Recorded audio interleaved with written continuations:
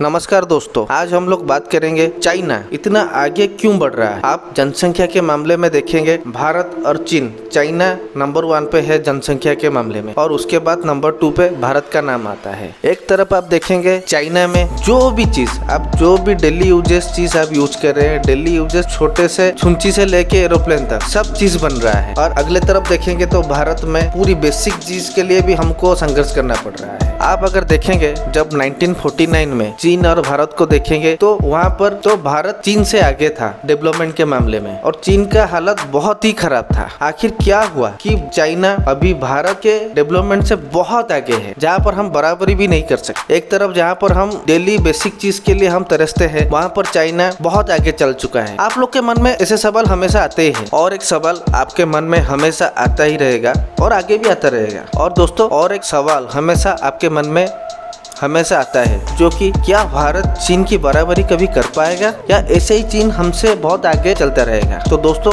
आज हम लोग जानने वाले हैं इस सब के बारे में, तो आप वीडियो को अंत तक जरूर देखिए। अगर आप इस चैनल में नए हैं तो लाइक और सब्सक्राइब जरूर कीजिएगा। दोस्तों, अभी जो चीन जितना ग्रोथ कर रहा है ये काफी काबिलियत तारीफ है। अभी चीन दुनिया का सबसे बड़ा मैन्युफैक्चरिंग हब बन गया है और दोस्तों ये एक दिन में नहीं हुआ है, ये काफी सालों से उनका लगातार कोशिश के बाद आज तक चीन यहाँ पर पहुँचा है। और दोस्तों, खाली सालों की मेहनत भी नहीं, उनका जो सरकार जो पहला जो बना कम्युनिस्ट सरकार, उनका कुछ अच्छा डिसीजन रहा, सही डिसीजन रहा, सही टाइम पे सही डिसीजन लिए, इसलिए चाइना इतना ग्रोथ कर रहा है। ये काफी काबिलियत तारीफ है। जब भारत स्वाधीन हुआ 1947 में, उसका ठीक ही 2 साल के बाद 1949 में चीन में कम्युनिस्ट पार्टी की सरकार माओ सेतुंग के नेतृत्व में बना। तब चीन का हालत भारत से भी बहुत नीचे ही था। चीन बहुत गरीबी के तौर गुजर रहा था उस टाइम। अगर आप देखेंगे चीन का जो इकोनॉमी जो है वो बेसिकली उनका एग्रीकल्चर के ऊपर डिपेंड। तब माओ सेतुंग का एक सपना था कि चीन को ऐसे ही आगे लिया जाए जहाँ पर सब लोग अमीरी बन सकते और चीन का जो ग्रोथ है वो बहुत आगे जा सके। और उनका ये जो सपना था कि चीन को वो बड़ी ताकत के तौर देखना चाहते थे। तो इसलिए दोस्तों 1950 में माओ सेतुंग ने एक अभियान किया कि उनका जो कृषि का जो हालत है उसको कैसे उदारीकरण करके उसको बहुत आगे लिया जाए। लेकिन उनका ये जो अभियान फेल हो गया और ये देखते देखते 10 साल 1950 से 1960 तक चीन में भूखमरी की हालत बहुत बढ़ गई। दोस्तों 1978 पे चीन में डेंग शाओपिंग का सरकार बना और ये कहा जाता है कि वहाँ से चीन का ये जो ग्रोथ है वहाँ से चीन का सफर शुरू हुआ, क्योंकि उनका जो नीति जो था वो बहुत ही इफेक्टिव था। जैसे आप सोच लीजिए इंडस्ट्रियलाइजेशन का नीति हो या लेबर को कैसे काम करवाना है वो लेबर नीति हो, जो भी जितना सब नीति था उनका बहुत इफेक्टिव था या और ये बहुत काम कर गया और तभी से चीन का ग्रोथ का टाइम आ गया। लोगों का मानना ये भी है चीन लोगों का कि आज जो देश सब अमीर है उनका, तो उनका योगदान बहुत ज्यादा है। दोस्तों, चाइना में ये माना जाता है कि उनके सत्ता संभलने के बाद आज जो चीन में सब अमीरी देखा जाता है तो उनका योगदान बहुत महत्वपूर्ण था। और ये सब हुआ उनका जो नीति था, चीन के जो बाजार को सारे दुनिया के लिए वो ओपन कर दिए कि आप लोग आओ मैन्युफैक्चरिंग करो, जो भी करना है आप करो, तो आपके लिए कोई भी प्रतिबंधक नहीं है। ये सब करने के बाद चीन में बहुत सारे कंपनी देखे, बाहर का सब कंपनी देखे कि नहीं, हम चीन में अगर आते हैं तो वहाँ का गवर्नमेंट का इतना कुछ इंटरफेरेंस नहीं है, यहाँ पर हम अच्छे से बिजनेस कर सकते हैं। और यहाँ पर लेबर बहुत चीप में मिल रहा था, क्योंकि वहाँ पर उस टाइम 1978 से पहले वहाँ पर आपको जैसे मैं बोला कि वहाँ पर बहुत भूखमरी की हालत थी। तभी से जब भूखमरी की हालत होगा तब जो सब लोग हैं तो वो कम रेट में भी काम करने के लिए राजी हमेशा रहेंगे। उनका जो उदारीकरण जो पॉलिसी था कि सब देश के लिए, वो ऊपर अपना बाजार खोल दिए, सब कंपनी आने लगे, क्योंकि देखे कि नहीं, यहाँ पर अगर हम काम करेंगे यहाँ पर सस्ते लेबर भी मिल जाएंगे, दूसरी तरफ हम यहाँ पर अच्छे से बिजनेस भी कर पाएंगे, क्योंकि यहाँ पर पॉपुलेशन बहुत ज्यादा है और मार्केट भी बहुत बड़ा है। उनको ये भी मानना था अगर बाहर का कंपनी अगर अंदर चीन में आने के लिए सब देश के साथ रिश्ता अच्छा होना चाहिए, तो वो फॉरेन अफेयर के ऊपर भी बहुत काम किए। और उसके बाद 1979 पे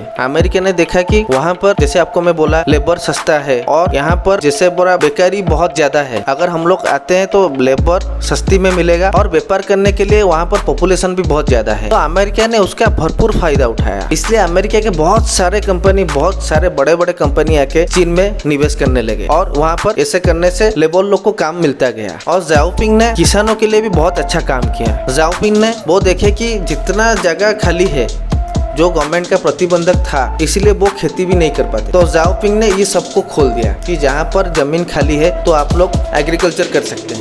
ये सब जब किए वो, तो उनका देश का कृषि का व्यापार भी बढ़ गया। उसके बाद ये सब करने के बाद 1980 से 1990 ये जो 10 साल जो है चीन के लिए बहुत अच्छा साबित हुआ। जहाँ पर वो देख रहे थे कि वहाँ पर चीन में खाली बल्ब और खिलौना बनता था। उसके बाद ये जो 10 साल में मैन्युफैक्चरिंग चीन में पूरा हब बन गया। तो ये लोग जो भी चीज देखे उसको मैन्युफैक्चरिंग के लिए फोकस करने लगे और ये सब करते करते छोटे छोटे मैन्युफैक्चरिंग को चीन बढ़ाने लगा, क्योंकि लेबर भी सस्ते में मिल रहे थे, उनका जनसंख्या भी ज्यादा है और कैपिटल इनकम भी बढ़ रहा था। ये देखते देखते साल 2019 तक मैन्युफैक्चरिंग हब के हिसाब से वर्ल्ड का चीन का 19% हिस्सा रहा, जहां पर अमेरिका का 17% है। अगर आप इंडिया को देखेंगे हम 3% में रह गए। अगर आप देखेंगे भारत और चीन का जो कंपैरिजन करेंगे ग्रोथ के मामले में, तो आप कंपेयर नहीं कर सकते। कहाँ 19% चीन है, कहाँ भारत 3% पे है। अभी भी भारत में नहीं, पूरा दुनिया में आप देखेंगे जो भी आप छोटे से चीज से लेके बड़े भी चीज तक सबका मैन्युफैक्चरिंग चीन सबसे ज्यादा करता है। सन 2012 में जिनपिंग की सरकार बनी। उनका ये मानना था चीन में गरीबी पूरा 0 होना चाहिए। जब जिनपिंग ने सरकार बनाए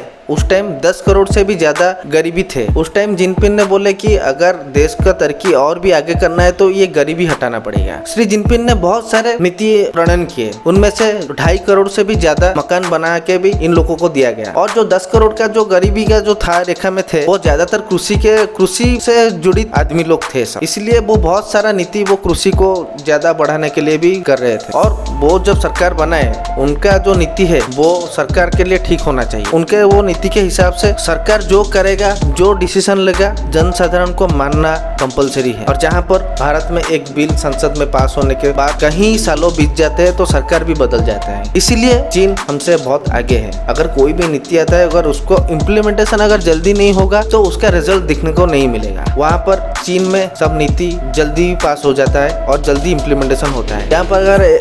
यहाँ पर अगर एक बिल पास होता है तो संसद में बहुत सारा हंगामा हो जाता है, सरकार विरोधी हो जाता है। उसके बाद संसद से बाहर होने के बाद वो देश भी विरोधी बन जाता है। तो इसलिए चीन हमसे बहुत आगे है। तो दोस्तों, आपका राय क्या है? हमारे देश को क्या करना चाहिए कि ताकि हम चीन के बराबरी कर सकते और चीन के आगे जा सकते? आपका राय अपने कमेंट बॉक्स में शेयर जरूर कीजिएगा, ताकि हम इसके ऊपर भी और एक वीडियो भी बना सके। तो हम लोग को भारत को क्या करना चाहिए, क्या नहीं करना चाहिए, आपको कमेंट को देख के मैं ऐसे वीडियो बनाता रहूंगा। धन्यवाद।